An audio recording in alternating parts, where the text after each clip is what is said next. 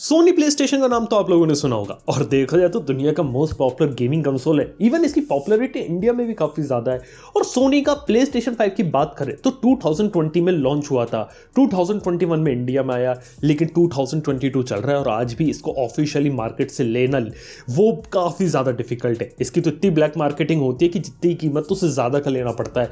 ये सबसे बड़ी दिक्कत है। लेकिन आखिर सोनी वाले अपने ऐसी पोजीशन पे कैसे पहुंच गए कि इतनी ज्यादा डिमांड है, इतना पॉपुलर है और दुनिया की सबसे बड़ी गेमिंग कंपनीज में से गिना जाता है उसे। यहां तक कि सोनी के बारे में बात करें तो काफी सारे एक्साइटिंग गेम्स वो लोग बनाते हैं। तो आखिर इन सब की शुरुआत कैसे और आखिर इतना पॉपुलर कैसे हुआ और मतलब ऐसी स्टेट पे आखिर पहुंच कैसे गया कि आखिर हर कोई उसका नाम जानता है, हर कोई उसको ओन करना चाहता है। गेमर्स के लिए एक एस्पिरेशनल चीज होगी Sony PlayStation. Even India के पर्सपेक्टिव बात करें वहां भी। जानते पूरी कहानी को, वीडियो पसंद है लाइक कर देना, चैनल को सब्सक्राइब कर देना। देखो कहानी शुरू होती है 90s में।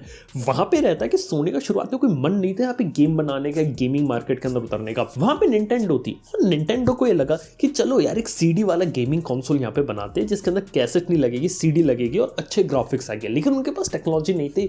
वो सोनी के पास गए, सोनी वालों ने कुछ चीज बनाकर दिखा दी, वो चीज उन्हें पसंद आ गई। लेकिन बाद में निंटेंडो सोनी में झगड़ा हो गया और आपस में अलग हो गए।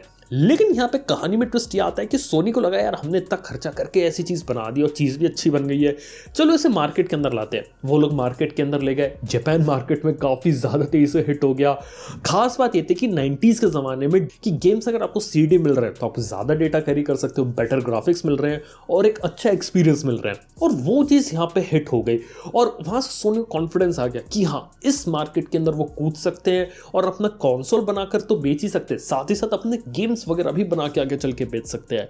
लेकिन यहाँ पे जो सबसे बड़ी कामयाबी वो मिलने वाली थी सोनी प्ले स्टेशन 2 से। उसके बारे में आगे बढ़ के बात करने से पहले हम इस वीडियो के स्पॉन्सर से एक बार मिल लेते हैं। दोस्तों बात के समय में इंश्योरेंस एक काफी इंपॉर्टेंट चीज है। लेकिन जब भी आप इंश्योरेंस लेने जाते हैं ना, प्रॉब्लम आती है कि मिसलीड काफी ज्यादा किया जाता है, ग्रीड काफी ज्यादा दिखाई जाती है और काफी ज्यादा स्पैम कॉल्स और मैसेजेस आती है। वेल ये चीज काफी ज्यादा प्रॉब्लम है और सबसे बड़ी दिक्कत है कि ऑनेस्ट एडवाइस आपको देखने को नहीं मिलती। लेकिन अभी तक क्योंकि यहाँ पे जो डिट्टो है वो शायद आपकी यहाँ पे अच्छे तरीके से मदद कर सकती है एक ऑनेस्ट एडवाइस देने के अंदर भी और साथ ही साथ आपके लिए जो परफेक्ट इंश्योरेंस होता है वो दिलवाने के अंदर भी। ये जो डिट्टो है यहाँ पे बैक्ड है ज़ीरोधा से, जो कि ऑलरेडी इंडिया का लार्जेस्ट स्टॉक ब्रोकर है। और यहाँ पे डिट्टो को उन्होंने क्रिएट किया जिन लोगों ने यहाँ पे बनाया है फिनशॉट्स को भी, जो कि काफी पॉपुलर फाइनेंशियल न्यूज़लेटर है। लेकिन वही बात करें अगर इंश्योरेंस के अंदर तो डिट्टो में ऐसा स्पेशल क्या है। देखो सबसे पहली चीज तो है कि यहाँ पे आप डायरेक्टली एक एडवाइजर से यहाँ पे बात कर सकते हैं और इसके साथ ही यहाँ पे आपको कोई भी स्पैम जो फालतू की कॉल्स होती है ना वो भी नहीं, और यहाँ तक कि आपको गलत पॉलिसी भी इन लोग नहीं बेचते। इसके साथ ही बात की जाए तो यहाँ पे आपको मोस्ट ऑनेस्ट एडवाइस देखने को मिलती है और डायरेक्टली जब आप एक्सपर्ट से बात करते हैं तो अपनी जरूरत के हिसाब से जो परफेक्ट इंश्योरेंस होता है ना वो यहाँ पे आप ले सकते हैं। ये चीज इसका साथ काफी अच्छी चीज है। यानी कि जो डिट्टो है यहाँ पे आपकी मदद करती है एक सही इंश्योरेंस यहाँ पे बाय करने के अंदर। करंटली बात किया तो ये अभी हेल्थ और लाइफ इंश्योरेंस के अंदर यहाँ पे काम कर रहे हैं। लेकिन अच्छी बात यह कि यहाँ पे आपको स्पैम फ्री एडवाइस देखने को मिलती है, यहाँ पे आपको एक ऑनेस्ट एडवाइस देखने को मिलती है, साथ ही साथ फ्री कंसल्टेशन पॉलिसी देखने को मिलती है और यहाँ पे इनकी वेबसाइट पे काफी सारे एजुकेशनल टूल्स है जिनसे आप खुद भी यहाँ पे कंपेयर कर सकते हैं अलग अलग इंश्योरेंस पॉलिसीज को। इसके साथ ही बात की जाए तो डिट्टो से अगर आप कोई इंश्योरेंस वगैरह लेते तो ये आपकी डॉक्यूमेंटेशन और क्लेम लेने में भी मदद करते हैं। ये कुछ चीजें यहाँ पे आपको काफी अच्छी तरीके से देखने को मिलती हैं। यानी कि बात की जाए तो पर्सनलाइज पॉलिसी सिलेक्शन से लेके क्लेम लेने तक डिट्टो काफी अच्छी तरीके से हेल्प करती है और इसको यूज करना भी काफी आसान है। यानी कि आप इनकी वेबसाइट पे जाके डायरेक्टली जो एक्सपर्ट्स होते हैं उनके साथ जो कॉल होती है वो बुक कर सकते हैं या फिर व्हाट्सएप वगैरह पे मैसेजेस वगैरह होते हैं वो यहाँ पे भेज सकते हैं और आसान तरीके से जो परफेक्ट इंश्योरेंस होता है वो आप अपने लिए ले सकते हैं। बाकी जो डिट्टो का जो लिंक होता है ना वो नीचे आपको डिस्क्रिप्शन के अंदर देखने को मिल जाएगा, तो वहां पे जाके आप इस चीज को जरूर से चेकआउट कीजिए। Now let's get back to Sony के प्ले स्टेशन 2 के बारे में बात करूं तो आखिर यहाँ पे हुआ क्या था। देखो सोनी प्ले स्टेशन 2 बात किया सोनी के इतिहास का सबसे सक्सेसफुल गेमिंग कंसोल है। इवन सोनी ने पूरी दुनिया का वो सबसे ज्यादा बिका, उसकी पॉपुलैरिटी सबसे ज्यादा थी। इवन इंडिया में भी जो रियल पॉपुलैरिटी गेन करी प्ले स्टेशन और प्ले स्टेशन को ब्रांड क्रिएट कर दिया वो भी सोनी का प्ले स्टेशन 2 था। PS2 के काफी सारे फायदे थे। DVD वाले गेम सिर्फ सपोर्ट करता था। शुरुआत में उसके अंदर हार्ड ड्राइव थी और बड़ा वर्जन था। बाद में उसका एक स्लिम और एक छोटा वर्जन लाया जो कि एक सस्ता अफोर्डेबल था, जो इंडिया में यहाँ पे चला और इंडिया के लोगों ने भी इसे काफी ज्यादा पसंद किया। इसके साथ ही जेल ब्रेकिंग और मॉडिंग कम्युनिटी के बीच में भी काफी ज्यादा फेमस था। ये चीजें उन्हें सक्सेसफुल बनाया। लेकिन one of the main reason ये था कि प्ले स्टेशन 2 का हार्डवेयर जो उस जमाने के कंप्यूटर आते थे उनसे ज्यादा एडवांस था, लेकिन उनसे आधी से भी कम कीमत में आता था और इसी चक्कर के अंदर वहां पे बेटर ग्राफिक्स वाले गेम्स एंजॉय कर सकते थे। और जब गेम्स की बात कर रहे हैं, एक ऐसा गेमिंग कंसोल था जहां पे आपको तरह तरह के गेम देखने को मिले, मतलब GTA वाइस सिटी से लेके GTA सैन एंड्रियास तक और भी ढेर सारे गेम थे। इवन आज भी देखा है तो कई जगहों पे SmackDown here comes up in खेला जाता है PlayStation 2 पे, और ये उसकी सक्सेस का काफी बड़ा एक रीजन था। यानी कि PlayStation 2 ने सारी चीजें सही करी, सही प्राइस पे आया, सही परफॉर्मेंस थी, गेम्स वगैरह उसके अवेलेबल थे, और इस चीज को यहाँ पे बहुत पसंद किया गया। लेकिन जब सोनी का PlayStation 3 आ रहा तब कहानी पूरी उल्टी पड़ गई। पहली बात तो वो माइक्रोसॉफ्ट के Xbox 360 से एक साल डिले हो गए, और Xbox 360 ने इंडिया दुनिया भर में अपना प्रमोशन किया और काफी अच्छी पोजीशन बना ली।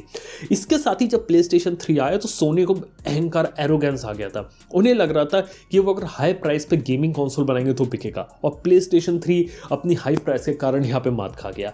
इसके साथ ही PS3 के साथ एक सबसे बड़ी दिक्कत थी, वो था उसका सेल प्रोसेसर।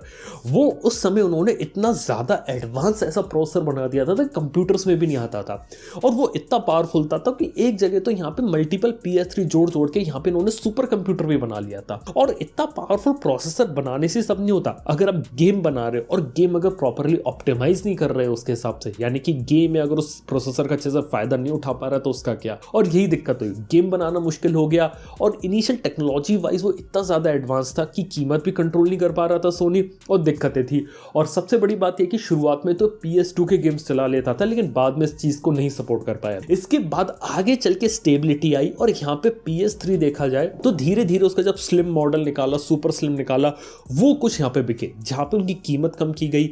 इसके साथ ही बाद में सेल प्रोसेसर से जो डेवलपर्स थे वो थोड़े फैमिलियर हो गए, तो यहाँ पे आपको उसके बेटर गेम्स देखने को मिले। और लास्ट में PS3 ने काफी अच्छे गेम्स यहाँ पे डिलीवर करे, लेकिन अपने यूनिक प्रोसेसर के कारण कमी छोड़ के रह गया यहाँ पे। खैर, इन सब की बात की जाए तो PS4 यहाँ पे पूरा मार्केट बदलने वाला था, और PS4 के बारे में बात करें यहाँ पे क्या थी, जो गलतियां PS3 के साथ की थी वो उन्होंने सॉल्व करी, और उन्होंने इसी बात का भी फायदा उठाया कि माइक्रोसॉफ्ट के Xbox जो 1 आया था वो गलती जो कर रहा है वो उन्होंने नहीं करी। यहाँ पे PS4 की कीमत यहाँ पे उन्होंने सही रखी थी, उसके बाद अंदर की परफॉर्मेंस भी सही थी।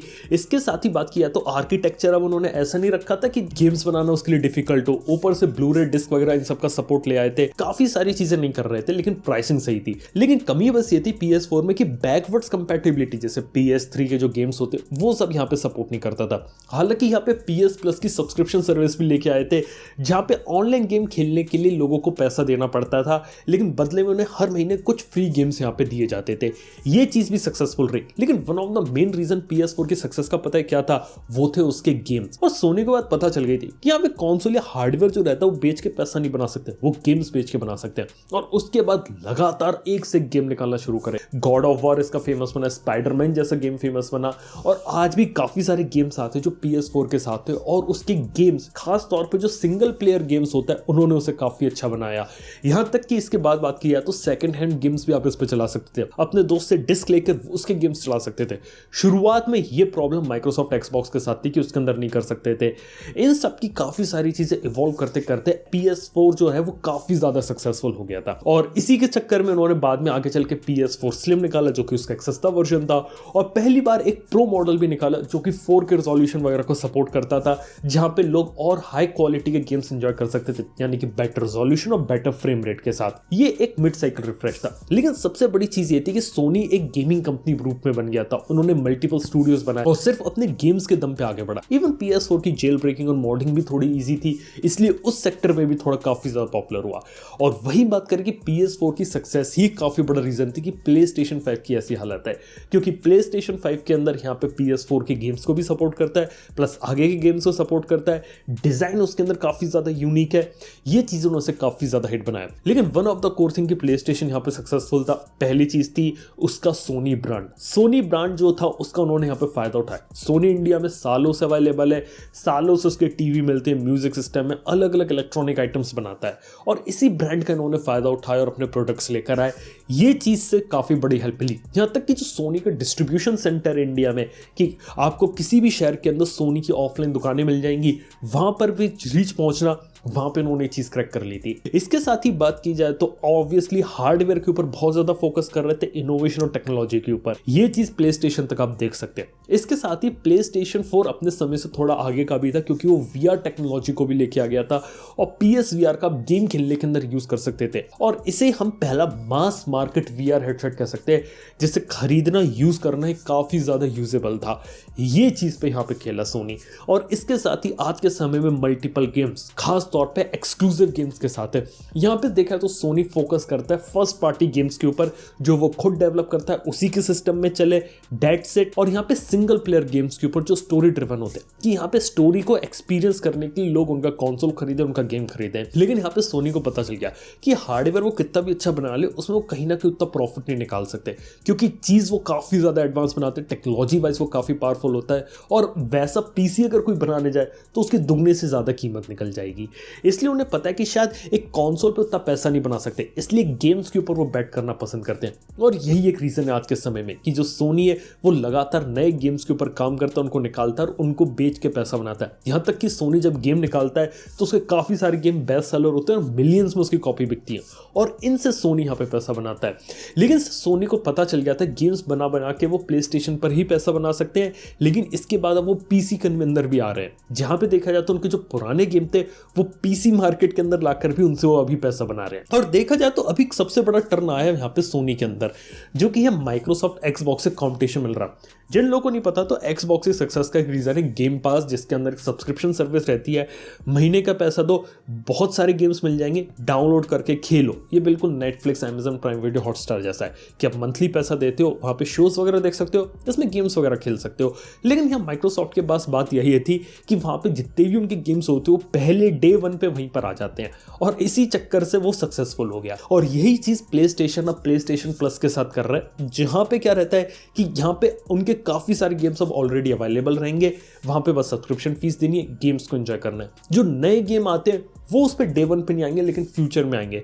तो यहाँ पे देखा जाए तो ओवरऑल जो कॉस्ट ऑफ ओनरशिप है वो अब कम हो गई है। यानी किसी को सिर्फ एक कंसोल लेके उस पर कुछ समय तक गेम खेलना है या कैजुअली गेमिंग करनी है, उसके लिए चीज़ काफ़ी ज़बरदस्त है। उसे हर महीने जाके या हर नए गेम को मार्केट से खरीदना नहीं है, ये एक चीज़ रहेगी। और डेफिनेटली इसलिए जो उन्होंने अपना ऑल डिजिटल एडिशन बनाया था, जिसके अंदर कोई डिस्क नहीं लगती, वो यहाँ पे इसके लिए काफ़ी ज़्यादा सूटेबल हो जाता है। तो खैर ये कुछ चीज़ें थी यहाँ पे। लेकिन ओवरऑल बात करें, one of the core reason यहाँ पे प्ले स्टेशन की सक्सेस का है कि हार्डवेयर उनका काफ़ी ज़बरदस्त, एक प्रीमियम चीज़ उन्होंने बनाई है और उसको सही यहाँ पे डिलीवर कर रहे हैं। और डेफिनेटली इतने सालों से उनकी जो लेगेसी है ना, उसको यहाँ पे फायदा उठा रहे हैं। और यही एक रीजन है कि आज के समय में प्ले स्टेशन इंडिया में तो क्या ग्लोबल लेवल पे सबसे बड़ा ब्रांड है। मतलब एटलीस्ट गेमिंग की दुनिया का अगर ब्रांड वैल्यू के बारे में बात करें, वो सबसे ज्यादा सोनी के प्ले स्टेशन के साथ है। बाय द वे, आप लोगों ने कभी सोनी प्ले स्टेशन को खेला है, यहाँ पे एंजॉय किया है उसे, या फिर आप लोगों का फेवरेट PS गेम कौन सा है?